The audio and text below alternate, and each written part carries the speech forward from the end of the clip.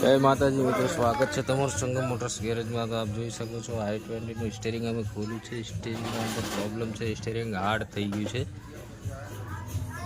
હવે ચેક કરીશું શું પ્રોબ્લેમ છે એના અંદર।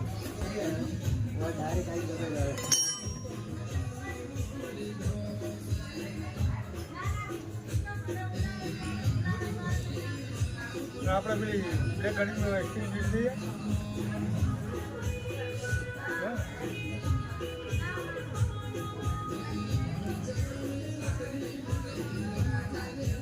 જાવું હશે ડ્રાઈવર સાઈડ ને ટર્ન લાગી જાય ખાલી સાઈડ।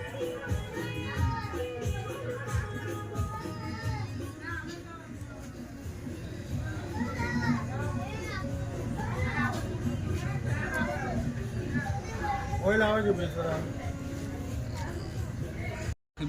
તો આ સ્ટીરિંગની મોટર છે, આ સેટઅપ લગાવ્યા છે મોટર ચેક કરવા। બેટરી વાયર ખબર ના પડે કે હું કઈ નીચે વાળું પકડવું પડશે।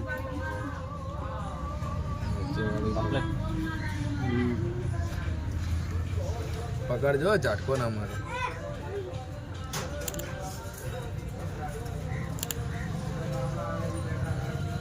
પડે તાકાત પડે, થોડીક પડે, વધારે નહીં પડે। પેલું કરવું એટલી બધી નહીં પડે, થોડી ખરાબ।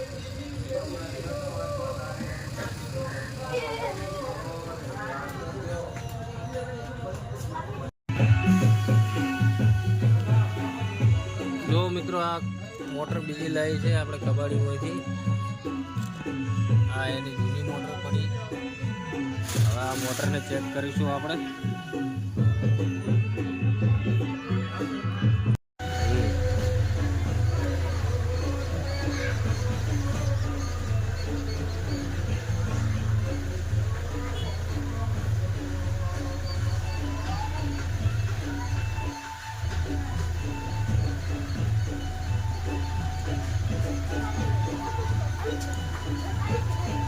આ સ્ટીરિંગ કમ્પ્લીટ થઈ ગયું છે। મોટર નાખવાથી સ્ટીરિંગની કોઈ લાઇટ પણ નહીં બતાવતી। મોટરના અંદર પ્રોબ્લેમ હતો, મોટર અમે બદલી નાખી જૂની કબાડીમાંથી લઈને।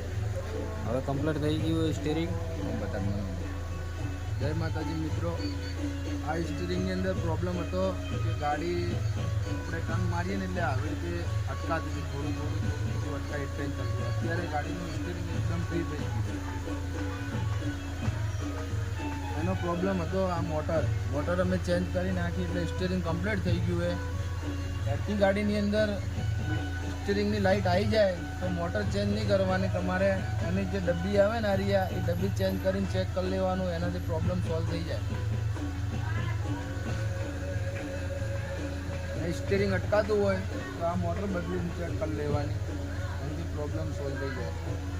મોટર ખરાબ હોય તો સ્ટીરિંગના અંદર લાઇટ નહીં બતાવે મીટરમાં। જો ડબ્બી ખરાબ હશે તો મીટરમાં લાઇટ બતાવશે તમને સ્ટીરિંગની। મોટર બદલવાથી તમારે ખર્ચો ઓછો થશે, અને જો સ્ટીરિંગ આખું બદલો તો ખર્ચો વધી જાય। એની કારણ પહેલાં મોટર બદલીને ચેક કરી લેવાની, એટલે તમારે ઓછા ખર્ચામાં પટી જાય।